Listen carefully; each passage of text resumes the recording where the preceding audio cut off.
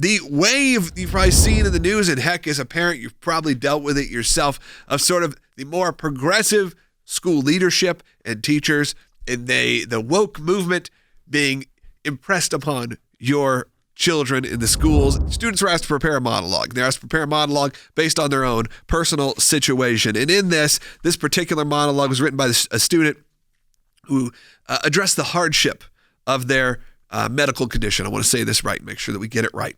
Again, we protect the identity on here. The monologue ended with a discussion. It was, how can you be so happy with this condition? And the speaker answered, I feel Jesus accepts me for who I am, and that's what keeps me going. And then we had the response from the teacher saying, sorry, no religious talk in my classroom. The teacher had the student rewrite the assignment with no religious reference because of this classroom policy. That the teacher explained, I also have guidelines about ethnic and racial stereotypes, which are a part of my explanation to students if they ever write something that could be offensive to someone's belief system. If you make a religious reference, it could offend a student. So not only is there a no religious reference policy, which is against the First Amendment of the Constitution that your dad has defended for decades, but she also compares it to racial or ethnic stereotypes policy. Of course, what happened? They go to ACLJ.org, they find out all this information, they take it to the principal and to the school, and guess what? No longer having an issue. When a family like this comes to the ACLJ, a lot of times it's just an assistance. We don't even have to represent them legally before the school board or a demand letter. So in this instance, we were able to give the information to the parent.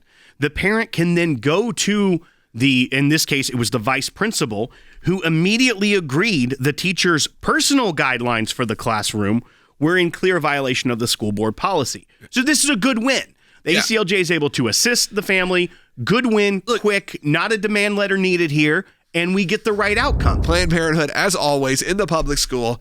And this was an interesting one because the school board, what you want to say, put out a letter to parents saying, hey, Planned Parenthood's come to speak.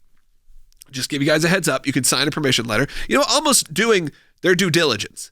But the parent said, hey, well, yeah, okay, that's fine. Are they going to be talking about abortion? It lists to the parents that the presentation covers information about STIs, getting tested, birth control, and many other services will be mentioned. So they give kind of a broad caveat at the end. Yeah. Well, the parent had a question. Okay, this is Planned one that Parenthood. Everyone knows is Planned Parenthood's number one, source of income. So the parent said, I want to see the presentation, and I want to know if this is covered. She was denied by the director of health, by the superintendent, and by the principal. Well, she reached out to the ACLJ. ACLJ stepped in, gave her our memorandum on parental rights, which you can find at aclj.org, and also gave her information about the parent's right to know under the Protection of Pupil Rights Amendment, PPRA, U.S. Code 20, Section 1232H. And she went back. The school board then gave her the information. Guess what was covered? Abortion. Of course. And she pushed and said, you know what? You actually need to amend this permission slip because this is a big deal and parents may decide to sign it or not based off of this.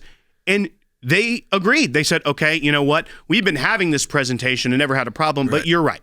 We'll add this to it. So that's a small win, even though we don't want Planned Parenthood necessarily in the school indoctrinating. No, but it's a win. These are not, again, as Will said, isolated to these specific. We're bringing up these specific issues, whether it's the Planned Parenthood presentation or whether that is the situation in Florida with the drama coach or drama teacher.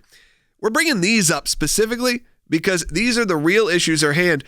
But they're not isolated. They're everywhere. Sometimes the school is hostile, Logan. Other times they just don't know the law and or they're being intimidated by someone else with an agenda. Look, a lot of times a school is actually grateful when they are armed by the law, when we can tell them, no. Not only do you have this option, you're actually obligated under the law to provide this freedom. Logan, many times they're very happy to obligate. Go to aclj.org/help if you need legal assistance. Not just always, as Will said, legal help. Sometimes you don't need to be filing a lawsuit. Sometimes we can handle it a lot faster.